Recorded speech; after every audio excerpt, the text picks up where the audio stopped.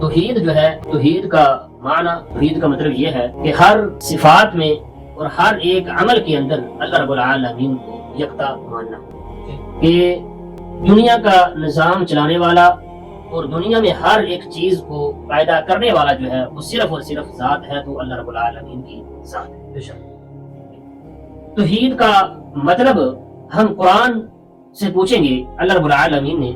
कुरान मजीद फुरकान हमीद में इस तरह बयान फरमाया, और तौहीद के हवाले से पूरी की पूरी सूरत अल्लाह रब्बुल आलमीन ने इरशाद फरमाई कि बिस्मिल्लाहिर रहमानिर रहीम, कुल हुवल्लाहु अहद अल्लाहुस समद लम यलिद वलम यूलद वलम यकुल लहू कुफुवन अहद। कि ये जो पूरी सूरत है, इस सूरत का नाम सूरह इखलास इसे कहा जाता है, और सूरह तौहीद भी इसका नाम है। इसके अंदर अल्लाह रब्बुल आलमीन ने फरमाया कि मेरे महबूब आप फरमा दीजिए कि कुल हुवल्लाहु अहद, कि अल्लाह रब्बुल आलमीन की जात